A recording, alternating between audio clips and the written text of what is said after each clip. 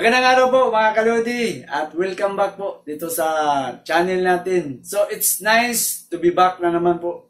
So ang topic na pag-uusapan po natin ay kung dati po nag-i-install tayo sa line to line na system. Ngayon po ang i-install po natin ay line to ground system kung paano po siya i-branch sa 2 poles na breaker. So ito na po mga lodi, gumamit tayo ng circuit breaker na 20 ampere. So bago po tayo mag-install po dyan, so ipakita muna natin kung ano yung kaibahan sa line to line at saka sa line to ground na system na gamit. So bubuksan po natin ito para makita yung kaibahan sa pagtataping. Ito na po, nabuksan na. Kung makikita nyo dito sa taas, ang design po natin ngayon dito ay line to ground system. Ang line to ground system po ay isang wire lang, ang hot wires. Isang wire lang ang pumasok dito at saka ginampi natin sa kabila. Kasi line to ground po ang gamit dito. Tapos itong white na makikita mo dito sa taas, ito po ang ground system na binaon natin sa lupa, yung rod. So yun ang magbibigay na neutral sa isang linya. So yun ang kaibahan ngayon dahil ang hot wire po sa line to ground system ay isa lang, dito lang ipapadaan sa circuit breaker. Tapos ang line to neutral na ground na gagamitin natin, nakahiwalay po siya. So hindi na natin isali sa circuit breaker.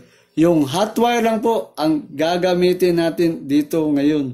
So kung mapapansin mo ngayon, ginamper natin yung isang wire dito sa kabila. Kasi 2 poles po ang breaker dito. Gagawin po natin siyang dalawang branch po ang mangyayari ngayon dito. So kung dati ito yung diagram na line 1 at line 2 na supply sa line to line, ngayon po magbabago po ang linya dito ngayon. So ganito na po ang mangyayari ngayon. Hindi na po maging line 1 at line 2 ang circuit breaker natin. Kundi po maging isang linya na lang ang breaker natin. Ito yung tinatawag nila na line, na hot wire. Tapos, ang gamit po natin dito ngayon, yung ground wire na ginagamit. Kasi, ang design natin, ito yung sa probinsya, na hot wire lang ang pumasok sa bahay, isang live wire. Tapos, yung neutral na ginagamit nila, yun po yung binabaon na ground wire sa bahay na binaon. So, ito yung white. So, ang mangyari ngayon, ito yung neutral na gagamitin natin ngayon. Yung ground wire na binabaon sa lupa. So, yun ang magiging neutral. So, ang diagram po niya maging ground po na ganyan. So, ang design po natin ngayon, itong circuit breaker na 20 ampere, hahatiin po natin na maging branch. So, ang mangyari ngayon, dahil hahatiin natin, dito sa kabila, ang outlet natin. Tapos dito sa isa naman nga pole, yun ang gagamitin natin sa ilaw. Kaya kung ganito ang breaker na gagamitin mo na 2 pole, pwede mong gamitin sa dalawang branch. Kaya ang maging mangyari dyan, pwede mo nang tanggalin itong, para hindi po sabay ang pag-on ito ngayon dito sa circuit breaker natin. Kasi dalawang branch na ngayon ang gagamitin mo kasi isang wire lang ang pumasok dito sa circuit breaker. So ang mangyari po doon, para hindi po sabay ito ngayon, tatanggalin mo itong switch on. So matanggal ito. So magiging separated na po. Ito yung sa outlet at dito yung sa lighting. Dito pumasok yung hot wire sa line to ground system. Tapos yung isang wire doon, na kulay white po dito, yun po ang line to ground system na ginamit.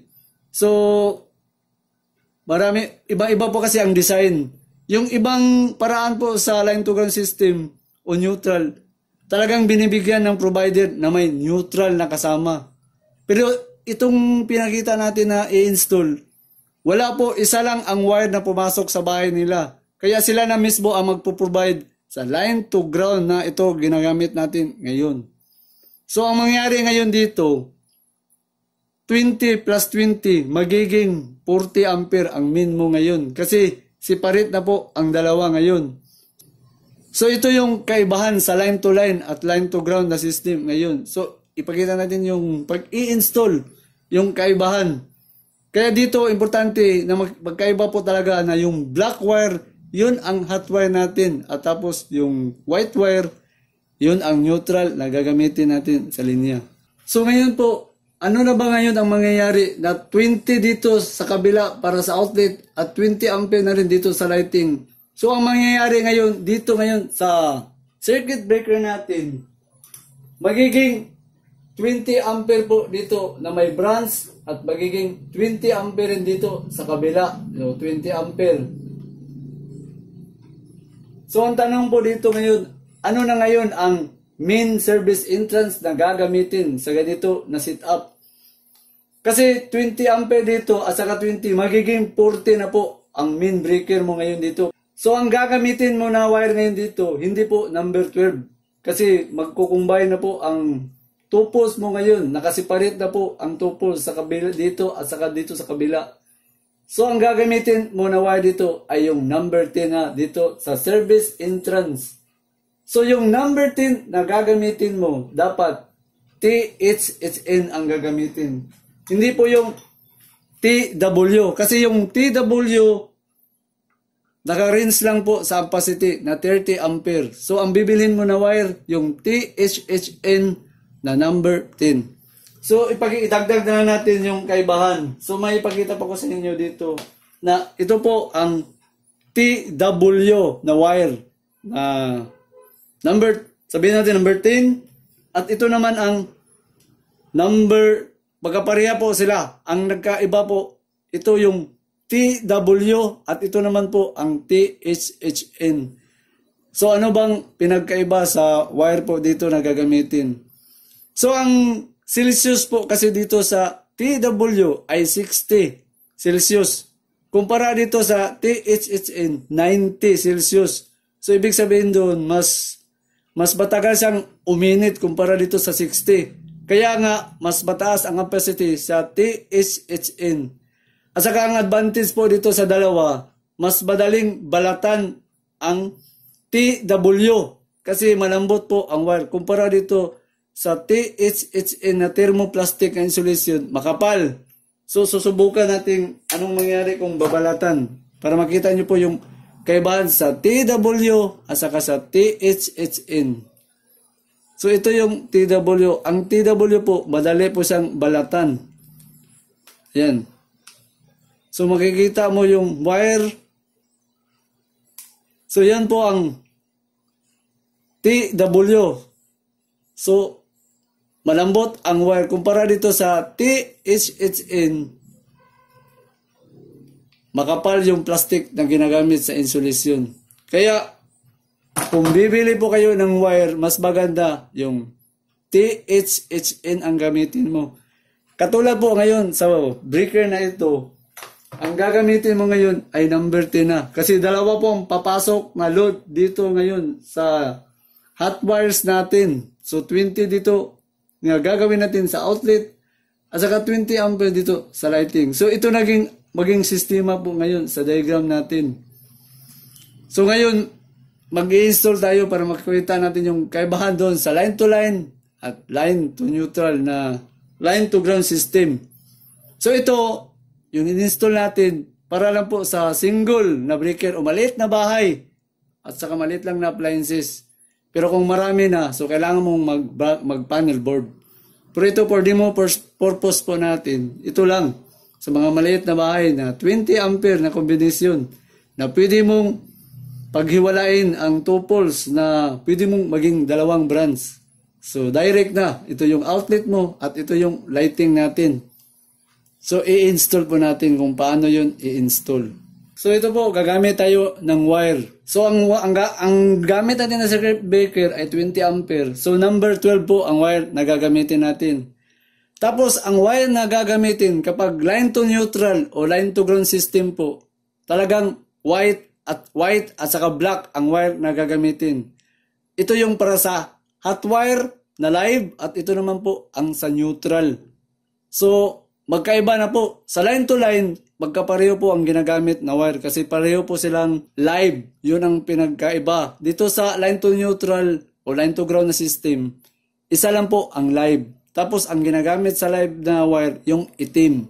Yun ang represent niya. Tapos ang neutral naman na linya, color white. So, umpisa natin mag-install. So, dito po sa i-install natin. So, para nag-review po tayo ngayon. Ang gamit po natin ngayon dito ay 3-gang switch ang gagamitin natin. So, ipakita ko po sa inyo yung, ito po ang 3-gang switch natin. So, inilagay ko na lang.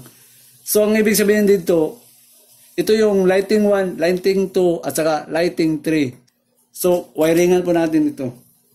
So, ito po, nilagyan na natin ng numbering para hindi po tayo mawala doon sa pag-wiring sa 3-gang switch natin. So, 1, 2, 3. Dito sa likod, dito tayo sa baba mag-umpisa. Dito sa baba, lalagyan natin ng jumper para masuplayan po yung ibang switch dito. So, lalagay tayo ng jumper. So, dito mo ilagay. Yan. So, tapos dito sa kabila.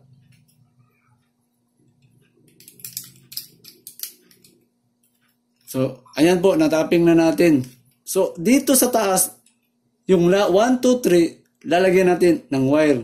So, ito po, natapping na natin. So, kung makikita nyo, black wire po ang ginamit natin. Kasi obviously, ito po, ipadadaan po natin dito yung hot wires doon dito sa switch.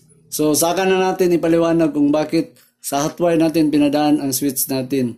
So, dito sa connection natin, ito kung makikita mo, dito natin itatapping. Itong black wire dito sa baba, ito po ang hot wire na itatapping natin doon sa itim na wire. Tapos itong dito sa taas na wire naman, dito po yung designation. Sa, makikita mo dito, yung 1, 2, 3. So, nilagyan na rin natin ng numbering dito sa switching. So, makita mo dito, may 1 na white. Tapos, yung pangalawa dito, nilagyan na rin natin ng 2 na white. At saka, yung 3. So, 3 rin dito sa switch nakalagay. So, yan, kung makikita mo, ganyan. So, ang gagawin natin ngayon, ito po, pag matapping mo ito sa hot wires, dito na yung home run sa papasok na po. Ito yung papasok sa hot wire at ito naman po ang yung return na nanggaling po dito, lalabas po dito sa switching na natin para sa supply doon sa bawat ilaw natin.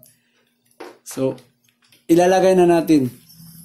So, makikita nyo dito, ito yung number 1 natin. So, kasi nandito yung sa light, ito yung number 1. So, dito yung indicator natin sa 1. Ito naman yung number 2. So, sa 2, ito yung 2. Tapos, ito yung 3. So, makikita mong number 3, ito rin 3. So, ginawa natin ganyan para yung switching natin, tama tayo sa designation na dito yung switch 1, switch 2, at saka switch 3. Itong walang marking natin, ito po ang itatapping mo dito sa hot wire natin na black. So, hindi naman tayo malito kasi black wire po ang ginamit natin. So, i-fix natin po ang switching natin. Ito namang walang marking, ito po ang itatapping natin dito sa hot wire natin. So, dito natin yan itatapping. So, ayan po, natapping na natin. So, ang susunod natin gagawin, dito tayo mag-umpisa. So, ang gagawin natin, uunahin natin itong neutral ngayon dito. So, yung white. So, madali mong makunik ang neutral kasi naka-white naman dito. So, tapping ka dito muna sa neutral natin. So, tapping natin dito. So, ayan, natapping na natin. So, ang susunod natin na itatapping, ito yung itim. So, yung itim na wire natin, ito na po yung sinasabi natin na switch 1 na may nakalagay na indicator sa 1. So, yung switching natin, dito natin yan itatapping. Kasi yung black na wire na tinatapping natin dito, ito po yung return na tinapping natin itong black na pumasok dito sa switch at ito naman ngayon ang galing dito sa hot wire at return sa switch 1. So, yung switch 1, may indicator sa 1, so dito natin itatapping yan. Sa switch 1 natin dito. So, bago po tayo magtapping sa 2 dito, may ipapakita muna po tayo dito sa ano po ang pagtatapping dito sa socket bulb natin. Yung center po dito, makikita mo, diyan mo itatap ang hot wires. Tapos ito yung mga nitride dito sa aluminum dito. Dito yung sa neutral wire natin. So, kung makikita mo sa likod, ito yung black. Yung black na nakatapping po diyan sa socket bulb natin. yan po ang hot wire sa center. Diyan natin inilagay. Kasi po, pag nag-switch off ka, totally talagang shutdown po doon sa loob. Hindi ka matakot na palitan mo ang yung sakit na bago o pagpalit ka ng bulb. Pag nag-switch off ka dito, talagang totally shut off po yun. Kasi dito, kaya dito natin ipanadaan yung hot wire na switching. Saka malaking advantage po yun kasi kapag hindi mo pinadaan dito yung hot wire na switching, magkukos po yun ng dimmer light. Kaya mas importante na dito sa center mo ipadaan yung hot line natin, hot wires natin. So, kasi pag hindi mo yung pinadaan, maraming disadvantage na mangyari. So, pwede ka pang makurinti.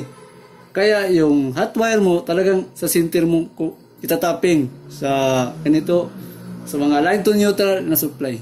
Sa pangalawa, so uunahin natin yung white na neutral natin. So, madali mo lang masundan kasi white line naman dito.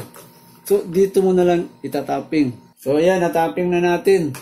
So, kasunod yung black natin, ito yung, tapos itong number 2. So, makita mo yung number 2. So, hindi ka mawala. So, nakaganyan ang tapping natin ngayon.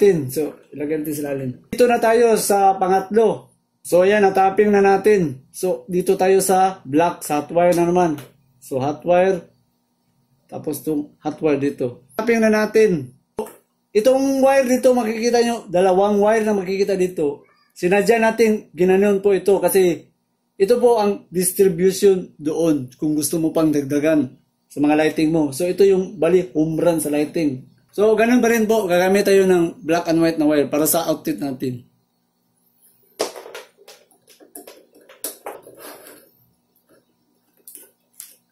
So, ito po, susundin mo lang yung wiring. So, kung black po dito na nakalagay na line, so, black rin ang wire na ilalagay mo. So, dito mo ilalagay. Yan. Tapos, yung white dito sa baba. So, white dito rin sa baba. So, ganyan lang po ang tapping. Saka, makikita mo dito yung line, yung maliit, ito yung hot wire. Itong medyo mataas na butas, ito po yung neutral. So, yun ang white, makikita mo. So, tapos ang connection, madali lang kasi nakakolor code naman. So, yung white, at saka yung black. Kita mo, ito yung black at saka yung white. So, i-fix na natin doon sa loob.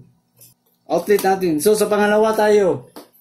So, yan po, natapping na natin itong pangalawa natin na outlet. So, kung makikita mo sa connection natin dito, baka isipin yung iba, bakit hindi na lang natin dinirect po yung wire dito para wala ng wire. So, ito, para sa mga baguhan natin, ito yung wire na makikita mo, yung existing dito, ito po ang distribution pa sa outlet doon. Kaya, pinakita lang natin na kung gusto mo pang dagdagan ng outlet mo, ito yung home run na patungo doon sa outlet mo. So, kaya ito, pinakita ko na lang. Yan. Tapos, ikakabe na natin yung outlet natin dito. So, ngayon po, natapos na natin ang pag-i-install. Siyempre, testing tayo. Baka may nagsusircuit dito sa pag-install. So, ang pag-testing po, ganun pa rin. Dapat walang short circuit na mangyayari. So, ititestin natin itong drawing. So, ito po, gagamit tayo ng multitester natin. Ihahangin muna natin yung tester dito. So, kung makikita mo, so walang gumalaw. So, hindi naman siya nag-short circuit. So, i-switch on muna natin para sure tayo. So, makikita mo, wala pong gumalaw. So, wala po siyang short circuit. Tapos, dito sa outlet natin, subukan na rin natin dito at saka dito. So, wala pong short circuit. Makikita, hindi naman siya gumalaw. So, ibig sabihin doon, pwede na natin ilagay. So, paano ba paglalagay dito ngayon? So, dito tayo mag-umpisa sa black wire. So, ang black wire dito sa una na branch. Kasi, dalawa na ito. Kasi, hinati na natin ito ngayon. So, ito yung sa lighting natin. So, dito nakalagay. Ayan, natapping na natin yung hot wires dito sa circuit breaker para sa live. Tapos, itong neutral natin. So, ang neutral natin, nagbabanding po tayo dito sa metal plate ng circuit breaker natin. So, kung makikita mo sa taas, itong yung white na neutral na galing ground na tapping. So, dito natin itatapping sa metal. Kasi ito yung neutral na banding natin. So, i-screw natin dito sa metal. Ito yung 0 volts. Natapping na natin yung neutral natin. So, Ayan, makikita yung hot wire at saka yung neutral. So, dito na naman po tayo sa outlet natin. So, ang outlet natin dito sa kabila. Dito natin ilagay. So, tapping natin. So, ayan, natapping. Itong kabila sa white, dito sa metal natin ilalagay. Kasi dito yung neutral natin na sa banding. So, ayan po, natapping na natin. So, makikita nyo, magkahiwalay po sila sa branches nila. So, ipakita na lang natin dito na magkahiwalay sila. So, ito yung sa lighting at ito naman yung sa outlet. So, pwede na tayo mag-testing. Pero bago natin i-testing, lalagyan natin ng takip para safety po tayo. So, ayan po, natakip na natin. So, umpisahan po natin mag-testing. So, switch on natin yung lighting muna. So, switch on tayo sa switch 1. Yan, off natin. Then switch 2. Switch 3. Tapos i-switch on na natin lahat. Dito naman sa baba, yung outlet, i-switch on natin yung breaker niya sa outlet doon. Tapos gagamit na po tayo ng indicator light para makita natin. So dito natin isaksak. So yan, umilaw po siya. Yan. Saka dito. Tapos i-switch off muna natin sa branch. So ito yung lighting at ito naman dito sa outlet. So may isali tayo dito. Ito pong lalagyan doon sa circuit breaker. Talagang tatanggalin mo ito. Kasi pag hindi mo ito tinanggal at may short circuit na mangyari doon sa outlet, ma-shut off kasali yung lighting. Kaya kailangan tanggalin mo na ito. Kasi nakaseparate naman silang dalawa. Kaya ito po yung sa lighting at ito naman po sa outlet. So mga Lodi, hanggang dito lang muna po tayo. Hanggang sa muli na naman. So mga kalodi, ito po, may magpapa-shoutout na naman po sa channel natin. So umpisa natin i-shoutout ang mga Lodi natin. So shoutout natin si Sir Rosano Bia from Makinhas, Baybay City, Liti. Ay sir, mayong adlaw ni mo din na sir sa Baybay, Liti. Rosano Bia. Ito pa, shoutout natin si Sir Martin Campos. Sir, magandang araw po dyan sa inyo. Ito pa, si Sir Melvin Castellanes. Sir, magandang araw po dyan sa inyo. Melvin Castellanes. Ito pa, shoutout natin si Sir Noel Cristobal. Sir, magandang araw po dyan sa inyo. Ito pa, shoutout natin Rayo Santos. Sir, magandang araw po dyan sa inyo. Rayo Santos. Ito pa, si Lincoln Lubguban from Iligan City. Oy sir, mayang adlaw ni mo din na sir sa Iligan City. Parehara ta sir, taga Iligan City. Si Lincoln Lubguban. Ito pa, shoutout natin Luz Adon. Pa-shoutout na lang kay Arnel from Roxas, Isabela. Sir, magandang araw po dyan sa inyong dalawa. Ito pa, Gregorio Hiray. Sir, magandang araw po dyan sa inyo, si Sir Gregorio Hiray. Ito pa, shoutout natin si Sir Jung Gonzales. Pa-shoutout sa mga electrician from Mangaldan, Pangasinan. Ay sir, magandang araw po dyan sa inyo sa Pangasinan. Si Sir Jung Gonzales. Ito pa, shoutout natin Samuel Bermodo. Sir, magandang araw po dyan sa inyo. Ito pa, si Sir Danilo Sapanta. Sir, magandang araw po dyan sa inyo. Ito pa, shoutout natin, the last but not the least, si Sir Nir Auditor. Sir, magandang araw po dyan sa inyo, Nir Auditor. So yan po mga kalodi, natapos na po ang shoutout natin. Sana po may natutunan po kayo sa bago po nating presentation. At saka huwag nyo na rin kalimutan pong i-like ang channel natin. At saka i-share na rin po para marami pong matuto. At saka huwag nyo na rin kalimutan pong mag-subscribe po sa channel natin para paragi po tayong magkita-kita po dito sa channel natin. At saka maraming salamat po sa mga lagi pong nanonood po dito sa channel natin. So hanggang sa muli na naman.